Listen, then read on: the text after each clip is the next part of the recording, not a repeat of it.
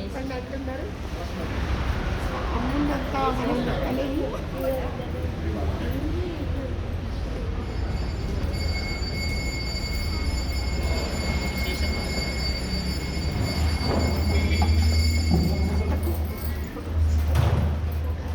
జై శ్రీమన్నారాయణ. ఓం అస్మద్గురుభ్యో నమః. అనాఘ్రాతావత్యం బహుగుణపరీణాహి మనసో దుహానం సౌహార్దం పరిచితమివాసాపి గహనం పదానాం సౌభ్రాత్రాదనిమిష నిషేవ్యం శ్రవణయోః త్వమేవ శ్రీర్మహ్యం బహుముఖయ వాణీలసితం తర్కత్రయంతమన్మన్యం ప్రబోధనపరాయణం జిజ్ఞాసుజనజీవాతుం శ్రీరంగార్య గురుం భజే. ఓం నమో వెంకటేశాయ. శ్రీ శ్రీనివాసః కులదైవతం నః. శ్రీ శ్రీనివాసః పరదైవతం నః. శ్రీ శ్రీనివాసః పరమం ధనం నః. శ్రీ శ్రీనివాసః పరమాగతిర్నః. ఓం నమో వెంకటేశాయ. జై శ్రీమన్నారాయణ.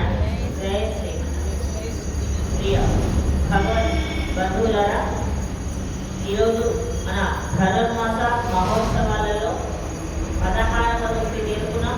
విశేషమైనటువంటి పాసురం నాయకనాయనింద్ర నందగోప హృదయ అంటూ ఆ పరమాత్మ సన్నిధికి ఇచ్చేసి నందగోపుడి యొక్క భవన పాలకులను ద్వార పాలకులను అందించడం, అభ్యర్థించి ఇంటికి వెళ్ళడానికి మన గోదాదేవి గోపికల బృందం అంతా కూడా నందగోపుడి భవనము ముందుకు చేరుకున్నారు. నిన్నటి వరకు ఎవరైతే ఈ వ్రతానికి ఇంకా కదిలి రాలేదో అటువంటి వాళ్ళందరినీ కూడా తోడుకొని మేల్కొల్పి అజ్ఞానం అనేటటువంటి అంధకారం నుండి జ్ఞానం అనేటటువంటి ప్రకాశము వైపుకు ప్రయాణించండి అని తెలియజేస్తూ అందరినీ మేల్కొల్పుకొని కోవెలకు రావాలి అంటే పరమాత్మ సన్నిధికి వచ్చుటయే ఈ నెల రోజులలో ముఖ్యమైనటువంటి విధి అని తెలియజేస్తూ ఆలయం అంటే ఆ రేపల్లిలో నందగోపుడి ఇంట్లో శ్రీకృష్ణ పరమాత్మ ఉన్నాడు. ఈ కాలంలో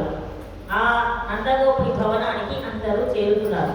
కేవలం 10 మందిని మేల్కొల్పడం కాదండి, ఊరిలో ఉన్నటువంటి అందరినీ మేల్కొల్పారు. చిన్న పెద్ద అందరూ మేల్కొని నందగోప భవనం దగ్గరికి ఇచ్చేశారు. ద్వారపాలకులతో వారి యొక్క అభ్యర్థనను చెప్తూ ఉన్నారు, ప్రార్థిస్తున్నారు. లోనికి అనుమతించాలంటే ద్వారపాలకులు ఉంటారు, భవన పాలకులు ఉంటారు. భవనము ఉంటుంది, భవనానికి కొద్దిగా దూరంగా మళ్ళీ కాంపౌండ్ వాళ్ళు కదా.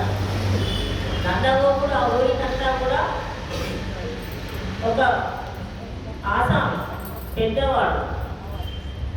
అటువంటి నందగోపుడి భవనము చాలా పెద్దది. గోపికలందరి గృహాలను మనము ఒకసారి తిలకించాం. మణిమయములతో నిర్మించబడినటువంటి భవనం గోపికల భవనాలే అట్లుంటే శ్రీకృష్ణుడు ఉండేటటువంటి నందగోపుడి యొక్క భవనం ఇంకెంత విశాలంగా ఇంకెంత మణిమయములతో నిర్మించబడి ఉంటుంది. శ్రీకృష్ణుడి యొక్క మందిరం ఎలా ఉందో ఆ ఊరిలో అందరి భవనాలు అంతా వైశిష్ట్యంగానే వైభవంగానే భోగ్యంగానే ఉంటాయట. అందరినీ సమానంగా చూసేటటువంటి నేను గొప్పవాడిని అని అనుకోలేదు కదా కృష్ణ పరమాత్మ. అట్లా అనుకుంటే గోకులంలో ఎందుకు ఉద్భవించేవాడు అనుకోలేదు. అందుకని అందరూ సమానంగా ఉండాలి. అయితే అటువంటి భవనానికి మళ్ళీ కొంచెం గుర్తుగా ఉండాలని ఏం చేశాడట, ఒక జెండా ఉంచుకున్నాడు. నాన్నగారు మనం ఒక జెండా ఉంచుకుందాం అన్నాడు. ఎందుకంటే మనకు కొద్దిగా నన్నా తెలియాలి. ఏం తెలియాలి? ఎప్పుడన్నా గోపికలు వస్తుంటే ఇల్లు అందరి ఒకేలాగా ఇల్లు ఉంటే కృష్ణ పరమాత్మ దగ్గరికి రావాలనుకున్న గోపికలకి సులభంగా గుర్తించడానికి జెండా కూడా ఒకటి అలరారుతూ ఉన్నదట ఆ నందగోప భవనమునందు. అటువంటి నందగోపుడిని వేడుకొలుపుతూ మరి మొట్టమొదటి మన అమ్మ వ్రతం చేస్తే ఏం చెప్పారు? శయ్యా ఆచన శయ్యో తీ కులరై చేద్రోజం చెప్పారు మొదటి 2 మాసాలలో. అంటే ఏంటంటే పెద్దలు ఆచరించని దానిని ఆచరించము. మన పెద్దలు ఏదైతే ఆచారముగా మన సంస్కృతిగా ఆచరిస్తూ వస్తున్నారో దానిని మాత్రమే మేము ఆచరిస్తామని ఈ వ్రత ప్రారంభంలో తెలియజేశారు కదా. ఏమిటి వాడు ఆచరించినది? పెద్దలు ఎలా నడుచుకుంటే అలా నడుచుకున్నారు. మరి వాళ్ళ పెద్దలు ఎలా నడుచుకున్నారు? పరమాత్మ సన్నిధికి వెళ్ళినప్పుడు భాగవతోత్సవాలను ముందుంచుకొని వెళ్ళారు. అందుకని భాగవతోత్సవాల అదే విధంగా ఆ ద్వారం దగ్గర ఉన్నటువంటి వారి అనుమతి తీసుకోకుండా తోసేసుకొని రాకూడదు కదా, అక్కడ ఆగారు. ద్వారపాలకులతో వివరిస్తున్నారు ఎందుకు వచ్చాము. ఇంత రాత్రి ఇంతక చూసాం కదా, మన సంవాదం చాలా చక్కగా చేశారు. ఇద్దరు కూడా మన ద్వారపాలకులు ఆనందించారు. స్వామి లోన ఉన్నటువంటి వెంకటేశ్వర స్వామి శ్రీకృష్ణ పరమాత్మయే. ఆ పరమాత్మ దివ్య ముఖార విందములో చిరు దరహాసాన్ని గమనించారు. ద్వారపాలకులు కూడా ఆనందించారు. ఈ రోజు కదా నా దగ్గరకు వచ్చి సంవాదాన్ని తెలుపుతూ ఉన్నారు అని ద్వారపాలకులు ఇద్దరు అసలు మనం దర్శించుకునే పద్ధతిలోనే ముందుగా గరుడాళ్వార్లను అంటే ధ్వజస్తంభ రూపంలో ఉన్నటువంటి పరమాత్మను నమస్కరించుకొని జ్ఞానాన్ని ఇచ్చేటటువంటి దైవం కదా గరుత్మంతుల వారిని దర్శించుకొని ఆ తర్వాత లోనికి విచ్చేసి ద్వారపాలకులను దర్శించి ఆ తర్వాత అమ్మను దర్శించి స్వామిని దర్శిస్తాం. ఇది క్రమం, ఇది పద్ధతి. ఇది ఎవరు చెప్పారు అంటున్నారు? మన పెద్దలు చెప్పారు. వాడు కూడా ఇవన్నీ గోపికలు కదండి, వీళ్ళకి ఇవన్నీ ఎలా తెలుసు? వాడ పెద్దలు ఆచరిస్తూ వస్తున్నారు కనుక తెలుసు కనుక ఆచరిస్తూ ఆ శయ్యాదన శయ్యం అంటూ వాళ్ళు చేస్తూ ఆ ప్రతిజ్ఞ పెద్దల నడిచినట్టు నడవడిక అలాగే నడుచుకుంటాం మనం కూడా. అందుకని మనం ఇప్పుడు ఆరాధనలు తిరుపతి ధనుర్మాసోత్సవాలు మన పెద్దవాళ్ళు చేశారని మనం చేస్తున్నాం. దీపాలు ముట్టించాలి, మంగళహారతులు ముట్టించాలి. మనం చాలా వరకు మనకు ఇది ఎందుకు అనే విషయం తెలియకపోయినా మనం ఆచరిస్తున్నామో లేదా? ఎందుకో మా అమ్మ చేసింది, అమ్మమ్మ చేసింది, నానమ్మ చేసింది. ఇదే విధానాన్ని ఆచరిస్తూ వస్తున్నటువంటి పరంపర మనకు జరుగుతుంది. ఎప్పటి నుండో వస్తున్నటువంటి మన సాంప్రదాయ పరంపర. దానిని అట్లాగే కొనసాగించాలి అని తెలియజేస్తూ ఈ భాషణంలో అమ్మ తెలియజేస్తూ ఉంటుంది ఈ విషయాన్ని అంతా కూడా. భగవంతుణ్ణి పొందాలి అని చెప్పడానికి ఉండేటటువంటి ఉపాయం ఏమిటి? భగవంతుడే, ఆయన తప్ప నాకు ఇంకొకరు ఎవరు లేదు అని తెలియజేసేటటువంటి దాసత్వ స్థితిని పొందాలి అంటున్నాం మేము. అటువంటి దాస స్థితిని పొంది దాసులను అనుకుంటూ ఆచార్యులను ఆశ్రయించి ఆచార్యుల ద్వారా పరమాత్మను రక్షించుకోవాలి. ఆచార్యులు మనకి ఇచ్చేటటువంటి పంచ సంస్కారముల ద్వారా ఈ శరీరానికి, మనస్సుకు, ఇంద్రియములకు అన్నిటినీ కూడా సక్రమ పద్ధతిలో నడిచేటట్టుగా చేస్తూ ఉంటారు. ఆచార్యులు ఇచ్చినటువంటి మంత్రమును మనకు మననం చేస్తే, మంత్రాన్ని ఎప్పుడైతే మననం చేస్తామో అప్పుడు మనకు కావలసినటువంటి భగవత్ సన్నిధికి వెళ్ళడానికి అవసరమైనటువంటి ఒక అది లభిస్తుంది, ప్రవేశం. అటువంటి స్థితి కలుగుతుంది. మన శరీరానికి లభించదండి. నేను దాసుని అని అనిపించుకో బుద్ధి కాదు. అందుకనే మంత్రాన్ని ఇస్తారు, మొట్టమొదటి అష్టాక్షరి మంత్రాన్ని. దానిని మననం చేస్తూ ఉంటే ఓహో నా స్థితి ఇది, నేను మానవుడిగా ఉన్నందుకు నేను పరమాత్మను ఆశ్రయించాలంటే దాసత్వ స్థితిని పొందాలి. నేను దాసుడిగా ఉండగలగాలి. పరమాత్మయే తప్ప మరొకరు ఎవరు నాకు లేదు. పరమాత్మయే భోగ్యుడు, పరమాత్మయే సర్వ సృష్టి స్థితి కారకుడు అని విశ్వాసము మనలో కలుగుతుంది. ఆ విశ్వాసాన్ని కలిగించేటటువంటి వారు సదాచార్యులు. ఆ ఆచార్యుల ద్వారా మనం ముందుకు వెళ్ళాలి అని తెలియజేస్తూ ఈనాటి భాషణంలో కూడా అందుకనే ఆచార్యవాన్ పురుషో వేద అని వేదం కూడా తెలియజేసిందండి. వేదం ఏం చెప్తుంది? ఆచార్యుడే అంటే పురుషుడు అంటే ఎవరో కాదు, ఆచార్యుడే. ఆ ఆచార్యుడే పరమ పురుషోత్తముని యొక్క వైభవాన్ని తెలియజేసేవాడు. పరమ పురుషోత్తముడు పరమపదములో ఉన్న విభవ అవతారాలుగా ఇక్కడ వేంచేసి ఉన్న ఆ పరమ పురుషుని యొక్క దివ్య లీలలను, దివ్య చేష్టితములను, దివ్య గుణవైభవాన్ని తెలియజెప్పేది ఎవరు అంటే మనకు ఆచార్యులు. ఆ ఆచార్యులకు అందుకనే కృతజ్ఞులమై ఉండి ఆచార్య దేవోభవ అంటున్నామా? ఆచార్య దేవోభవ, అతిథి దేవోభవ, ఇవన్నిటినీ కూడా వేదము చెప్పిన విషయాలన్నింటినీ ఆకలింపు చేసుకొని ఆచరిస్తూ ఉండడమే మానవ జీవితానికి ఉత్కృష్టమైనది. ఇదే ఈ జీవనాన్ని ఏమంటున్నాం? ప్రతిరోజు చెప్పుకుంటున్నాం. ఇలా జీవించడాన్ని ఏమంటారు? మనం జీవిస్తున్నాం. ఉజ్జీవించడము. ఆ ఉజ్జీవించడం మానవులు జీవించడం కాదు, ఉజ్జీవించాలని ఇంకా బాగా జీవించండి. పరమాత్మ తప్ప మనకు లేదు అనే విషయాన్ని విశ్వసించి జీవిస్తే అది ఉజ్జీవన మార్గము. ఆ మార్గంలో ప్రయాణించండి అని అమ్మ తెలియజేసింది. కనుక మనం ఈ వ్రతాన్ని అత్యంత వైభవంగా జరుపుకుంటున్నాం. ఎలా వైభవంగా జరుపుకుంటున్నాము అంటే ధనుర్మాసోత్సవాలంటేనే వైభవం అండి. 30 రోజుల తిరుపావై సేవాకాలం చేస్తేనే వైభవం. అందున నగర సంకీర్తన చేసాం. పరమాత్మ యొక్క నామాన్ని గానం చేస్తూ కోవెల చుట్టూ చక్కగా మాడ వీధులుగా ప్రయాణించి గోవింద నామాలు ఆలకిస్తూ వెళ్ళొచ్చాం. అదొకటి విశేషం. ఆ తర్వాత గృహ కళ్యాణం జరుగుతున్న వారికి అత్యంత వైభవంగా ఈ రోజున సంవాదం చేసుకున్నాము ద్వారపాలక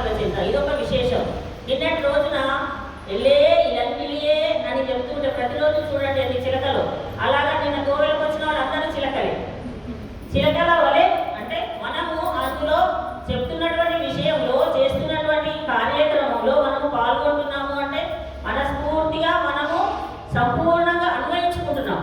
ఇది విశేషం. అందులో కూడా మళ్ళీ ప్రసాదాల విశేషం కూడా ఉంది. మన కోవెల్లో 3, 4, 5 ప్రసాదాల కంటే తక్కువ లేదు. ఒక పొంగల్తో సరిపెట్టుకుంటారు చాలా కోవెలలో. కానీ అట్లా కాదు కదండి. మన వెంకటేశ్వర స్వామి మన కోసమని ప్రసాదాన్ని వైభవంగా భోగ్యంగా అందిస్తున్నారు. ఆ ప్రసాద స్వీకరణ వల్ల మన మనస్సులో సాత్విక గుణం అభివృద్ధి చెందుతుంది. మిగతా గుణాలన్నీ తగ్గిపోయి ఉంటాయి. అప్పుడు పరమాత్మ యందు దృష్టి కలుగుతుంది, విశ్వాసము కలుగుతుంది. ముఖ్యంగా మన విశ్వాసము పరమాత్మ యందు తగ్గుతూ ఉంటేనే మన ధర్మము కూడా తగ్గుతూ ఉంది. మన ధర్మం గురించి, మన హిందూ ధర్మాన్ని గురించి మాట్లాడేవాడు దాన్ని తగ్గిపోతున్నారు. ఎవరో వచ్చి దీంట్లో రామాయణము, మహాభారతము, భాగవతంలో అన్ని దోషాలంటూ మనకు చెప్తుంటే మళ్ళీ మనం వాటిని కాదు ఇది అని చెప్పేసి మనకు లేదు. ఎట్లా అంటే కోవిలకు రావడం లేదు, ప్రసాదం స్వీకరించడం లేదు, పరమాత్మ దర్శించడం లేదు. ఎట్లా వస్తుంది? మన ధర్మం గురించి ఎవరైనా పెద్దవాళ్ళు చెప్తే వినేది లేదు. అందువల్ల మన ధర్మాన్ని పోగొట్టుకోకుండా మనం కాపాడుకోవడానికి మన స్నేహపురి కాలనీలో, మన కోవెలలో, మన శ్రీ శ్రీ శ్రీ పద్మావతి గోదా సమేత శ్రీ వెంకటేశ్వర స్వామి ఆలయంలో మన కమిటీ వారందరూ కూడా ఇంత చక్కని ఏర్పాటు, నాకు చాలా సంతోషం అనిపిస్తుంది. ఇంత చక్కని ఏర్పాటు చేశారు. ఈరోజు విశేషంగా ఈ పద్మములతో అమ్మవారికి చక్కగా అష్టోత్తర శతనామావళి జరుపుకున్నాం. ఇంత చక్కటి కార్యక్రమాన్ని నిర్వహింపజేస్తూ మనకి ప్రాంతమంతటిలో కూడా భక్తిని పెంపొందిస్తున్నటువంటి కమిటీ వారికి ఎప్పుడు నేను ప్రతిరోజు అనుకుంటున్నాను కృతజ్ఞతలు తెలియజేసుకోవాలి. భక్తి కలగాలంటే ఇంత కార్యక్రమం జరుగుతుంది. చిన్న కార్యక్రమం కాలేదు. మళ్ళీ ఒక సమయం అనుకుంటే ఆ సమయానికే జరుగుతుంది. ఒక నిమిషం అటు ఆలస్యం అయితే కాలేదు. ఒక సమయాన్ని ఒక టైం టేబుల్ ఇచ్చారంటే ఆ ప్రకారం నడుస్తుంది. ఇది చాలా విశేషం. అన్ని చోట్ల కంటే ఇక్కడ అత్యంత వైభవంగా జరుగుతుంది అని చెప్పడానికి ఒక నిదర్శనం. మీరందరూ కూడా అట్లా సమయానికి వచ్చేస్తున్నారు. అది కూడా చాలా విశేషం. మీరు రావడం కూడా గొప్పది. అందువల్ల ఇంత విశేషమైనటువంటి కార్యక్రమాలలో అనేక విశేష కార్యక్రమాలు ఉన్నాయి. అవి కూడా చెప్పుకుందాం. అయితే ఆచార్యుని ఆశ్రయించి మాత్రమే మనం చేయవలసినటువంటి పనులు చేయాలంటూ ఆచార్యులు చెప్పినట్లుగా ద్వారపాలకులను కూడా అభ్యర్థించి లోనికి వెళ్తున్నారు మన వాళ్ళు. నాయగనాయనేంద్ర నందగోపనుడయ కోయి కాపానే అంటున్నారు. నాయకుడు ఎవరు? నాయకుడు నందగోపుడు నాయకుడు అంటున్నారండి. అంటే ఆ ప్రేమలకంతా కూడా నాయకుడు, ఆయన చెప్పినట్టుగానే నడుచుకునేటటువంటి వారు ఆ ఊరి ప్రజలందరూ కూడా. నాయకనాయ నింద్ర నందగోపన్ ఉడయ, మాకు నాయకుడై ఉన్నటువంటి నందగోపుని యొక్క కోయిల్ కాపానే. కోయిల్ అంటే కోవిల్ అంటే అంటే పరమాత్మ ఇల్లు అంటే ఇల్లు.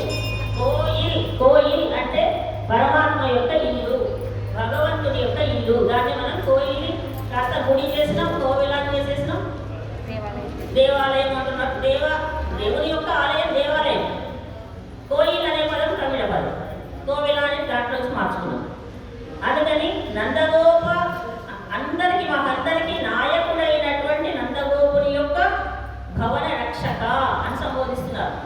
భవనాన్ని కాపలా కాసేటటువంటి భవన పాలకుడు. నాయకనాయ నింద్ర నందగోపనుడయ. నందగోపుడే నాయకుడు. కృష్ణుడికి కూడా నందగోపుడే నాయకుడు. అంటే ఏమంటే కృష్ణ పరమాత్మనే సంబోధించవచ్చు కదా, కృష్ణ పరమాత్మ తండ్రి అనవచ్చు కదా. అంటే ఊరి వాళ్ళందరికీ కూడా ఆయన తండ్రి లాంటి వాడు. ఎవరికి ఏ కష్టము రాకుండా ఎట్లా తిరుగుతున్నాడు. ఒక వేలాయుధం పట్టుకొని ఉన్నాడు కదా, వేలాయుధం పట్టుకొని చిన్ని కృష్ణుడికి ఏ ఆపద రాకుండా ఉన్నటువంటి వాడు నందగోపుడు. ఆ ఊరి ప్రజలందరికీ కూడా ఎటువంటి బాధను కలిగించకుండా ఉన్నటువంటి వాడు. ఆ ప్రాంతానికి అంత సామంత రాజండి ఎవరు? నందగోపుడు. అందుకని మాకందరికీ నాయకుడైనటువంటి వాడా అంటూ నందకుమారాన్ని పిలిస్తేనే పరమాత్మ కూడా ఇష్టం అండి. శ్రీరామచంద్రుడికి కూడా తండ్రి పేరుతో పిలిస్తేనే ఇష్టం. అట్లాగే కృష్ణ పరమాత్మ కూడా తండ్రి నామంతో పిలిస్తేనే నందుని యొక్క కుమారుడా అంటేనే ఆనందపడతాడు. అంటే నువ్వుగా తండ్రిని వదిలేసి కేవలం కుమారుడనే పిలవలేదు మన వాళ్ళు. అందుకని ఇప్పుడు మనకి ఇష్టమైన వాళ్ళ దగ్గరికి వెళ్ళినప్పుడు వాళ్ళకి ఎట్లా పిలిస్తే ఇష్టం అది పిలుస్తాం కదా. మనకి ఇష్టమైంది కాదు, వాళ్ళకి ఎట్లా పిలిస్తే సంతోషిస్తారో అలా పిలుస్తారు. అట్లాగే ఓ నందకుమార నవనీత చోర. అందుకని నందకుమార అంటే కృష్ణ పరమాత్మ ఆనందిస్తాడు. అందుకని ఓ నందగోపనుడయ అంటున్నారు. నందగోపుడు యొక్క కుమారుడుగా ఉన్నటువంటి వాడు ఆ నందగోపుని యొక్క తండ్రి అయినటువంటి నందగోపుడిని సంబోధిస్తున్నారు. సంబోధనతో నాయకుడు అని పిలుస్తూ, అంతేకాదు పోయి కాప్ప అనే ఈ నందగోపుడి యొక్క భవనాన్ని కాపాడుతున్నటువంటి కొడి తోరణం ఆశలు కాప్ప అనే, అంతేకాదు పెద్ద తోరణం కట్టి ఉందట. మనకన్నీ తోరణాలు కట్టారు కదా, అట్లాగా అన్ని తోరణాలు కూడా కట్టి ఉన్నాయట. పచ్చని తోరణాలు, దాంట్లో మళ్ళీ మణులు అక్కడక్కడ పొదగబడి పుష్పములతోటి మామిడి ఆకులతోటి ఇట్లా చక్కగా ఉందట. తోరణం చూస్తే ఆనందంగా ఉందట. అంత గొప్పనైనటువంటి తోరణములు ఉన్నటువంటి మణికదవం తాళతిరవాయ్, ఒక ద్వారపాలక తోరణంతో ఒప్పుతున్నటువంటి కొడి తోరణం అంటే జెండా, ఒక జెండా ఎగురుతూ ఉంది భవనం పైన. దానికి తోరణం ఒకటి ఉంది. దీనితో అందంగా ఉన్నటువంటి ఈ ద్వారాన్ని తెరవవలసింది అని ప్రార్థన చేస్తున్నారు. వాళ్ళు అడుగుతున్నారు, ఎందుకు మీరు ఎవరు అసలు వచ్చిన వాళ్ళు, ఎందుకు తెరవాలి మీరు వచ్చి ఈ రాత్రి పూట అంటున్నారు. రాత్రి వచ్చింది అంటే ఇంకా తెల్లవాళ్ళే. చూడండి ఇప్పుడు మనకు కూడా ఎట్లా ఉంది, దేదీప్యమానంగా విద్యుత్ దీపాల మధ్యలో ఉంటున్నాము అంటే అర్థం మేము ఇంకా తెల్లవారి సూర్యోదయం అయితేనే తెల్లవారింది అనుకుంటాం. కానీ ఇంకా తెల్లవారలేదు. మనకు కూడా తెల్లవారక ముందే జరగాలనేటటువంటి ధనుర్మాస ఉత్సవాలు ఖచ్చితంగా అట్లాగే జరుగుతున్నాయండి. ఇది వైశిష్ట్యం, ఇది విశిష్టత. ఇది మన ప్రకృతికి కూడా అమ్మ గోదాదేవి చెప్పింది కూడా ఇది తెల్లవారక ముందే కాస్త అనుసంధానం జరగాలి. సరే, ఉదయమే మన భావాన్ని కూడా ఉదయమే చెప్పుకుంటున్నాం, అది ఇంకా కొద్దిగా విశేషం. అందుకని తెల్లవారక ముందే వచ్చినటువంటి మీరందరూ ఎవరమ్మా అని అడుగుతున్నాడు. నందుని ఇంటిని కాపాడేవాడా అని అంటూ శ్రీకృష్ణ పరమాత్మని రక్షించేటటువంటి నందుడు ఆ నందుని ఇంటిని కాపాడేటటువంటి వాడు అని చెప్తున్నారు. నందగోపుడు ఎవరు? నందగోపుని యొక్క యువరాజు. కృష్ణుడు ఎవరండి? నందగోపుని యొక్క యువరాజు అన్నమాట. ఒక నందగోపుడే శ్రీకృష్ణుని నందవ్రజంలో నందగోపుడికి చాలా గొప్పనైనటువంటి పేరు ఆ కృష్ణ పరమాత్మకు సంబంధించి. నందుని ఇంటిని కాపాడేవాడా అని ఒకటి చెప్తూ, అంతేకాదు ఇంకో మాట ఏమన్నారు, నందగోపుడే కోయిల్ కాపానే కొడి తోరణం భాషలు కాపానే మణికదవం తాళతిరవాయి, మణులతో నిర్మించబడినటువంటి తాళాన్ని గడియ తీయవలసింది. ఎందుకు తీయాలి మేము అంటే ఆయన శిరమేరో ముక్కు అంటున్నారు. ఏమండి మీరు ఎవరో వచ్చి తలుపు తీయనగా తీసేస్తారు అది వడపలకి, వాళ్ళు ఎటువంటి అదేనా కాదు కదా, అడ్డగించారు వెళ్ళడానికి వీళ్ళేది మేము తీయమని. మీరు ఇంతమంది వచ్చేసారు మేము తీయము అంటే మీకు మమ్మల్ని చూసేందుకంటే భయపడుతున్నారు. మేము గొల్ల పిల్లలము, మేము చిన్న పిల్లలము. చిన్నపిల్లలు 8 సంవత్సరాలు 8-9 వయసు ఉన్నటువంటి అమ్మాయిలు మేమందరం. అంటే అలాగే వచ్చింది కదండి పూతనప్పుడు. పూతను చిన్న అమ్మాయిలాగా వచ్చి బొమ్మల ముందుకు వచ్చి ఏం చేసింది, శ్రీకృష్ణ పరమాత్మకు హాని తెలపెట్టడానికి చూసింది. అందుకని అప్పటి నుండి ఎవరిని నమ్మడం లేదు, నందుడు కానీ ద్వారపాలకులు కానీ. అందుకని మీకు మిమ్మల్ని లోనికి పంపడానికి వీలే లేదు అని అడ్డగించారు వాళ్ళు. మణికదం ఆయ శిరమేలో అరే పరే కాదు చెప్తున్నారు. అట్లా కాదు, మాకు కృష్ణుడు ఏ రమ్మన్నాడు, విన్నా శ్రీకృష్ణ పరమాత్మ ఏ రమ్మంటే వచ్చామండి. మాకు అరే పరే అనేటటువంటి పెద్ద ధ్వని చేసేటటువంటి, అరే అంటే పెద్ద ధ్వని, అరే పరే అనేటటువంటి ఒక పెద్ద ధ్వని చేసేటటువంటి ఒక డంకాలాంటి ఇస్తాను అన్నాడు. అందుకనే మేము వచ్చాము అంటే, సరే అందుకే వచ్చారు కదా, ఉండండి పరమాత్మ మేల్కొన్న తర్వాత మీరు తీసుకొని వచ్చి ఇస్తాం. లేదు మీరు ఇవ్వడానికి వీల్లేదు, మేమే వెళ్ళి పరమాత్మను మేమే మేల్కొంటుతాము, పాడుతాము. అరే పరై మాయన్ మణివన్నన్ నిన్నలే వాయినే రిందా అని అంటున్నారు. అంతేకాదండి మేము వచ్చింది ఇక్కడే నిల్చొని మీరు ఇచ్చే ఒక వస్తువుని తీసుకొని వెళ్ళడానికి కాదు, పరమాత్మ యొక్క నామాన్ని పాడడానికి వచ్చాము.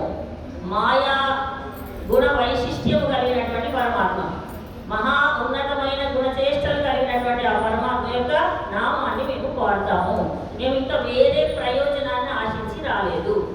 వేరే ఏదో చెప్పి ఇప్పుడు ఒక మాట చెప్పి మరొక మాట చేస్తుంది కదా వచ్చిన వాళ్ళందరూ. శూర్పణఖ వచ్చింది, ఏం చేసింది? అందుకని నమ్మడం లేదంటే మేము బాలికలము చిన్నపిల్లలము అంటే అప్పుడు అట్లాగే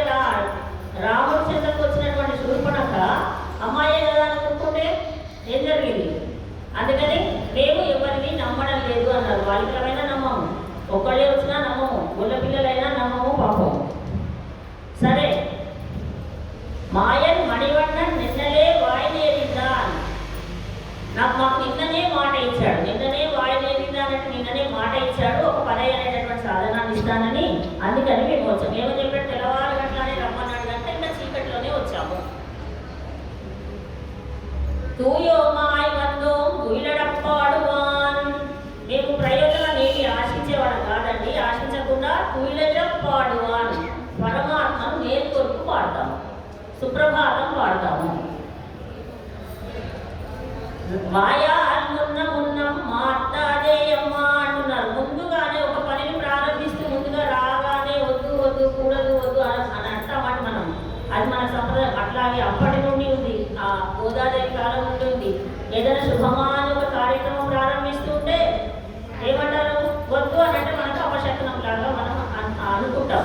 అది అపశకునం అయిపోతుంది. అందుకని ఏదైనా పని ప్రారంభించడం వద్దు, లేదు, కూడదు, వెళ్ళొద్దు అని వ్యతిరేక పదాలను చెప్పకండి అని అభ్యర్థన చేస్తున్నారు. వాయా మున్నం మాట్లాడేయమ్మ. ఓ స్వామి అంటున్నారు. అమ్మ అంటే స్వామి అని అంటాం. ఓ స్వామి మీరు ముందే వాయి అంటే నోటి ద్వారా, మీ నోటి ద్వారా వద్దు కూడదు అనే మాటలు మాత్రం పలకకండి. అవి పలికితే మాకు అశుభంగా మేము భావిస్తాము కనుక వాటిని పలకొద్దు. ముందుగానే శ్రీకృష్ణుని వేడుకోవడానికి వచ్చిన కనుక వద్దు అనే మాటలు పలకకండి. దగ్గరగా అయితే తలుపులన్నీ వేసినాయి. సరే ఇంత చెప్పిన తర్వాత మీ మీద కాస్త నమ్మకం కలుగుతుంది, ద్వారాలు తెరుచుకొని వెళ్ళండి అన్నాడట ద్వారపాలకు. అంటే అయ్యో మేము ద్వారాలను అసలే మా చేతితో స్పృశించము, ఎందుకంటే అవి మణిమయములతో సంధింపబడి దగ్గరగా వేయబడి ఉన్నటువంటి ఆ ద్వారములను మీరే తెరవండి అంటున్నారు. నీ నేతనికై కదవం నీకేలో, మీరు మాత్రమే తెరిచి మాకు అనుమతిస్తే లోపలికి వెళ్తాం. ఎందుకంటే మీరు తెరవడానికి ఏమవుతుంది అంటే ప్రతి వస్తువులో మనం చెప్పుకుంటున్నాం, ప్రతి వస్తువులో సర్వత్రా వ్యాపించి ఉండేటటువంటి శ్రీమన్నారాయణుడు ఈ బలలో ఉన్నాడా? అంతటా ఉన్నాడు కదా, స్తంభం నుంచి కూడా వచ్చాడు కదా. అటువంటి పరమాత్మ కాకుండా భక్తులు కూడా ఉండవచ్చు. మేమందరము వచ్చి మేము తోసేసుకొని వెళ్తే వారికి అసౌకర్యం కలగవచ్చు అనే భావన వీరిది. ఎందుకంటే ఒకసారి కులశేఖరాలు వాళ్ళని గుర్తు చేసుకుంటే వారు ఏం చెప్పారు? ఇక్కడ నీవు పరమపదానికి ఏం చేయమంటే రానన్నాడండి. ఎవరు? కులశేఖరుల వారు. ఎక్కడ ఉన్నవాడు? వెంకటేశ్వర స్వామి అన్నాడు. పరమపదానికి వెళ్తావా? వెళ్ళను. వెంకటాచలంలో హే భగవన్ నీ దివ్య ముఖాల విందాన్ని దర్శిస్తూ ఇక్కడ ఒక గడపలాగా ఉండాలి. భక్తులందరూ వచ్చి పోయే స్థలంలో వాళ్ళ యొక్క పాదధూళి నా ఎదురు పడుతూ ఉండే స్థలంలో నేను ఇక్కడ ఉంటాను కానీ పరమపదం నాకు వద్దన్నాడు. అటువంటి భక్త శిఖామణులు ఎవరైనా ద్వారంలో ఉండి ఉండవచ్చు. అందుకని మేము తోసుకుంటూ మా ఈ హస్తములతో మేము తోసి వెళ్ళము, మీరే ద్వారములను తెరిచి మాకు అనుమతిని ఇవ్వవలసింది అని ప్రార్థన చేశారు. అందుకని ఎప్పుడైనా సరే పరమాత్మ యందు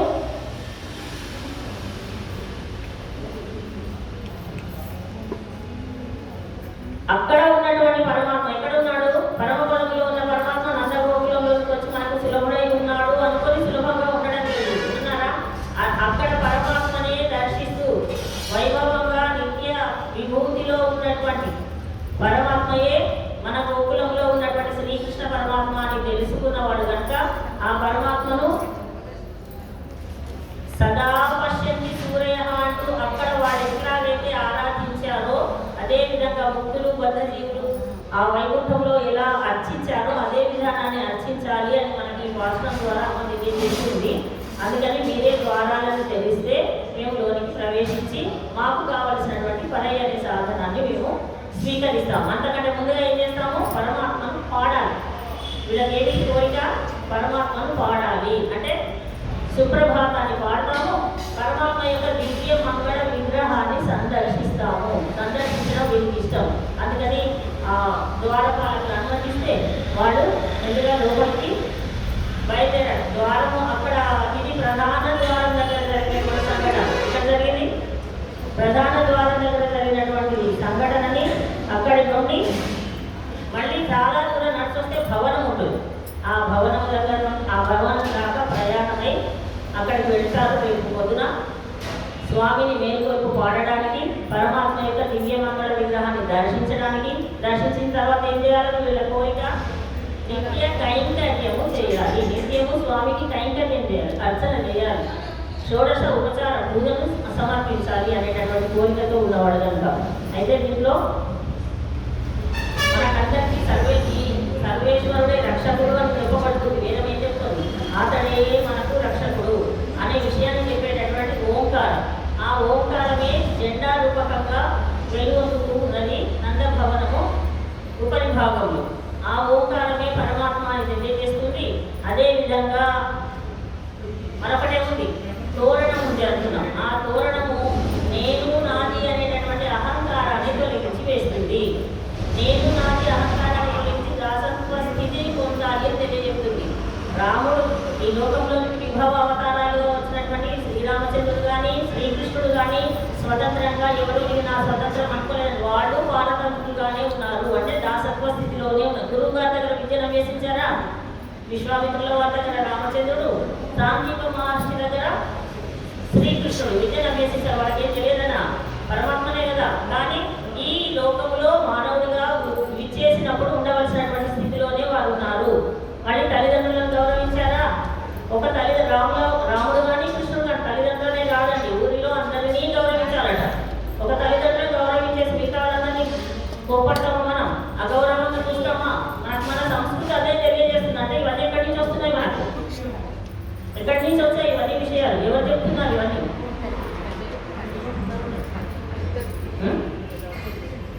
ఎవరు చెప్పారు? గోదాదేవి చెప్పిందా? వేదం తెలియజేసింది. రోజు చెప్తున్నాం మనం. వేదమే మనం ఆచరించే ప్రతి విషయం వేదమే కదండి. ఉదయం ప్రాతకాలమే నిద్ర మేల్కొని వాళ్ళను వేదం చెప్పిందా? ఏం చేయమను? స్వాధ్యాయం చేయమని చెప్పింది. తర్వాత పెద్దలింటికి వస్తే తల్లిని మాతృదేవోభవ, ఈ వాక్యాలను ఎక్కడి? మాతృదేవోభవ, పితృదేవోభవ, ఆచార్య దేవోభవ, అతిథి దేవోభవ. పెద్దలందరినీ కూడా గౌరవించాలి. తండ్రితో పాటుగా అందరినీ గౌరవించాలని మనకు తెలియజేస్తుందండి ఒక ధర్మశాస్త్రం. రజనితాచోపనేతాచ యశ్చ విద్యాం ప్రయచ్చతి అన్నదాత భయత్రాత పంచైతాః పితర స్మృతాః. స్మృతులు తెలియజేస్తాయి మనకు. అందుకనే స్మృతి ఇతిహాసాలు ఇవన్నీ కూడా తెలుసుకోవాలి. అందులోని విషయాలు తండ్రితో పాటుగా ఉపనయనం జరిపించిన వాడు, ఉద్యోగం ఇచ్చిన వాడు, భయాన్ని పోగొట్టినటువంటి వారు, అన్నమును పెట్టినటువంటి వారు, నీకు నేను ఉన్నానురా అని వెన్ను తట్టి ప్రోత్సహించిన వారు, వీళ్ళందరినీ తండ్రి వల్లే గౌరవించాలండి. ఈ విషయాలన్నీ స్మృతులు తెలియజేశాయి. మాతృవత్ పరదారేషు పరద్రవ్యేషు లోష్టవత్ ఆత్మవత్ సర్వభూతేషు యః పశ్యతి స పండితః చెప్పారు. ఒక మనకు లభించేటట్టు పండితుడు అంటే ఎవరంటే సకల శాస్త్రాలు చదువుతున్న వాడే పండితులా అంటే కాదని దాన్ని కూడా విషయం చెప్పారు. ఆత్మవత్ సర్వభూతేషు అంటే ఆత్మవత్ అంటే మనవలే సకల ప్రాణులను ఎవరైతే చూస్తారో దర్శిస్తారో వాళ్ళు పండితులండి అన్నారు. లోష్టవత్ ఇతరుల యొక్క ద్రవ్యము ఒక లోష్టం అంటే మట్టి పిల్లలండి. మట్టి పిల్లలు కనిపిస్తే మనం తీసుకుంటామా? వదిలేస్తాం. అట్లానే ఇతరుల ద్రవ్యం అక్కడ ఉంది, దాన్ని అట్లా వదిలేయాలి. మనకి కాని వస్తువు మనం తీసుకోవాలి. ఈ విధానాలన్నీ మనకు స్మృతులు తెలియజేశాయి, ధర్మశాస్త్రాలు తెలియజేశాయి. అవన్నీ కూడా మనకు నిక్షిప్తంగా మనకు ఇతిహాసాలు అయినటువంటి శ్రీరామాయణము, శ్రీ మహాభారతంలో నిక్షిప్తం చేసి ఉంచారు. ఆ విషయాలన్నీ ఇంకా సులభం చేయడానికి ఒక వ్రతమని, ఒక నోమని తెలియజేస్తూ మన అమ్మ గోదాదేవి ఈ 30 రోజుల ధనుర్మాసోత్సవంలో నిక్షిప్తం చేసింది. అందుకని పరమాత్మ యందు అనన్యార్థ శేషత్వము, అనన్య శరణత్వము, అనన్య భోగ్యత్వము అని చెప్పుకుంటున్నాం. పరమాత్మ తప్ప నాకు ఇంకెవరు లేరు అనేటటువంటి నిశ్చితమైనటువంటి అభిప్రాయాన్ని మానసికంగా మనసులో విశ్వాసాన్ని సంపూర్ణంగా ఉంచుకొని ఆ విధానాన్ని అవలంబిస్తూ పరమాత్మ నమస్కరించి అంజలి ఘటిస్తే చాలు, నా కోసం మనం ఎంతో కష్టపడిపోతున్నట్టుగా మనకు కావాల్సినటువంటి సకల అభీష్టములను నెరవేరుస్తాడు అని గోదాదేవి చెప్పినట్లుగా మనం కూడా ప్రార్థన చేసుకుందాం. అదే విధానాన్ని అవలంబిద్దాం. పరమాత్మ యొక్క సంపూర్ణ విశ్వాసాన్ని కలిగి ఉంటాం. భాషలను ఒకసారి అనుసంధానం చేసుకుందాం. నాయకనాయనిరా నందగోపనుడయా కోయిని కాపాని